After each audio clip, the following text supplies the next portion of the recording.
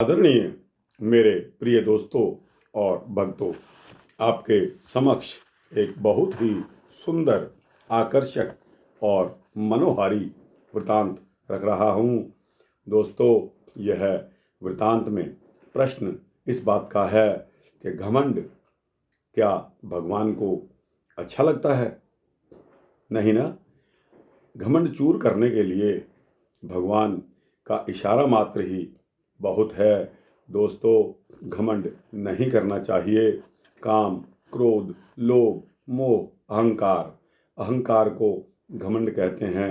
दोस्तों, मैं अपने बहुत से वृतांतों में आपके समक्ष यह विनती करता आया हूँ कि इन सभी में से आपके पास अगर कोई भी विकार है जिस पर आप फख्र करते हो, तो कृपया इस विकार को छोड़ दीजिए, त्याग दीजिए, फख्र करना छोड़ दीजिए। आप भक्त बन जाओगे, आपको मोक्ष की प्राप्ति होगी। तो दोस्तों, आइए इस वृतांत को आगे कैसे चलता है इस पर बात करते हैं। दोस्तों, एक बार जब यह देखा गया कि गरुड़ को अपनी गति का घमंड हो गया, इसी प्रकार सुदर्शन चक्र जो भगवान श्री कृष्ण धारण करते थे, सुदर्शन चक्र को अपनी शक्ति पर घमंड हो गया और सखियों को अपनी सौंदर्य यानी कि सुंदरता पर घमंड हो गया। तो प्रभु ने क्या माया रची, यह वृतांत घमंड तोड़ने का है। दोस्तों, बहुत ही सुंदर वृतांत, सिर्फ 7, 8, 10 मिनट का यह वृतांत होगा। अतः आपसे निवेदन है कि बने रहिए इस वृतांत के अंत तक मेरे साथ, आपका भी परोपकार होगा। दोस्तों, तो आइए बिना समय गंवाए इस वृतांत को शुरू करते हैं। दोस्तों, एक बार की बात है कि भगवान श्री कृष्ण ने गरुड़ को यक्षराज कुबेर के सरोवर से सुगंधित कमल लाने का आदेश दिया। गरुड़ को तो अपने ऊपर अहंकार था ही कि मेरे समान बलवान और तीव्रगामी प्राणी इस त्रिलोकी में यानी कि तीनों लोकों में और कोई नहीं है। दोस्तों, वे अपने पंखों से हवा को चीरते हुए तथा दिशाओं को प्रतिध्वनित करते हुए गंधमादन की ओर पहुँचे और वहाँ जाकर पुष्प का चयन करने लगे, क्योंकि सुगंधित कमल लाने का आदेश हुआ था। दोस्तों, महावीर हनुमान जी वहीं रहते थे, तपस्या करते थे। वे इस गरुड़ के इस तरह के अनाचार को देखकर गरुड़ से बोले कि तुम किसके लिए ये फूल ले जा रहे हो और कुबेर की आज्ञा के बिना ही इन पुष्पों को क्यों विध्वंस इनका कर रहे हो? तो इस पर गरुड़ ने उत्तर दिया कि हम भगवान श्री कृष्ण के लिए यह फूल ले जा रहे हैं। भगवान के लिए फूल तोड़ना, किसी की अनुमति लेना, इसमें आवश्यक बात नहीं है।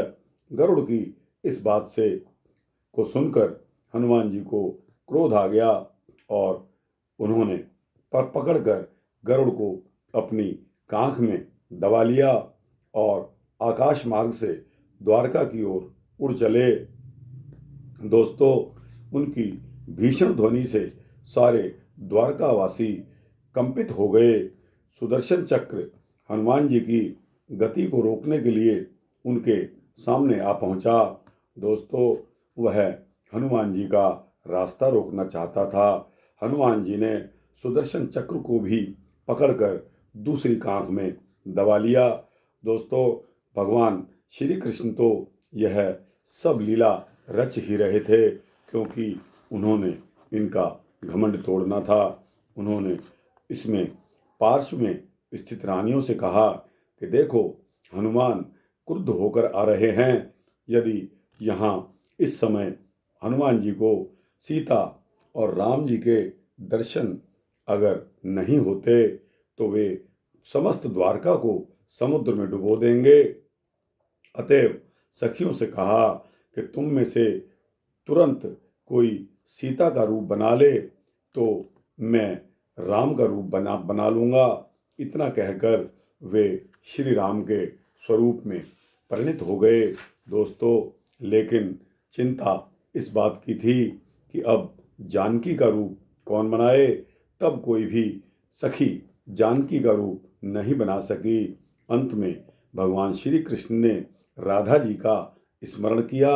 वे तुरंत आ गई और झट श्री जानकी जी के रूप में परिणित हो गई, यानी कि राधा जी जानकी जी बन गई। इसी बीच हनुमान जी वहाँ उपस्थित हो गए। वहाँ अपने इष्ट देव श्री राम और सीता जी को देखकर उनके चरणों पर गिर पड़े। इस समय वे गरुड़ और सुदर्शन चक्र को बड़ी सावधानी से अपनी दोनों बगलों में दबाए हुए थे। भगवान श्री कृष्ण ने राम के वेश में उन्हें आशीर्वाद दिया और कहा कि हे वत्स, तुम्हारी कांख में यह क्या दिखलाई पड़ रहा है। हनुमान जी ने उत्तर दिया कि कुछ नहीं सरकार, यह एक दुबला सा क्षुद्र पक्षी निर्जन स्थान में मेरे राम भजन में बाधा डाल रहा था। इसी कारण मैंने इसे पकड़कर कांख में दबा लाया हूँ। दूसरा, यह चक्र एक खिलौना है। यह मेरे साथ बार बार टकराने की कोशिश कर रहा था, अतएव इसे भी मैंने दूसरी कांख में दबा लिया है। आपको यदि पुष्पों की आवश्यकता थी तो आपने मेरा स्मरण क्यों नहीं कर लिया। यह बेचारा पखेरु महाबली शिव भक्त यक्षों के सरोवर से बलपूर्वक पुष्प लाने में कैसे समर्थ हो सकता था। तब भगवान ने कहा कि अस्तु, इन बेचारों को तो छोड़ दीजिए। मैं आपके ऊपर हनुमान जी बहुत प्रसन्न हूँ।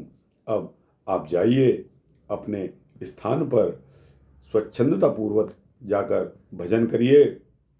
भगवान की आज्ञा पाते ही हनुमान जी ने सुदर्शन चक्र और गरुड़ को दोनों को छोड़ दिया तथा उन्हें प्रणाम करते हुए जय श्री राम कहते हुए गंधमादन की ओर चल दिए।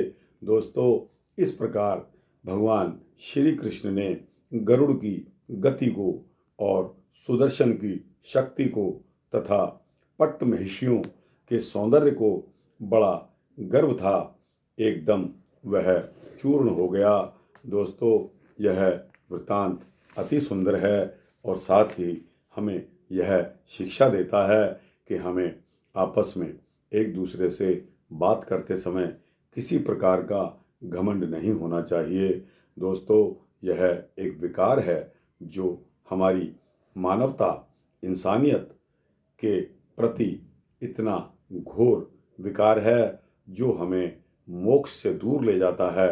अतः आपसे करबद्ध प्रार्थना है कि अगर आप इस तरह का कुछ अपने मन में रखते हो तो उसे थूक दीजिए, उसे त्याग दीजिए। यह विकार आपको नरक की तरफ ले जाएगा। दोस्तों, इतना कहकर यह वृत्तांत समाप्त करता हूँ।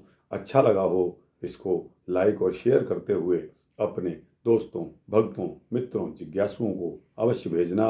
और दोस्तों, इसको चैनल को अगर आप सब्सक्राइब कर देंगे तो आपको इसी तरह के भक्ति वृत्तांत, सूक्ष्म वृत्तांत और शॉर्ट वीडियोस देता रहूँगा, ऐसा मेरा संकल्प है। जय श्री सीता रामचंद्र की जय। जय श्री राधे कृष्णा।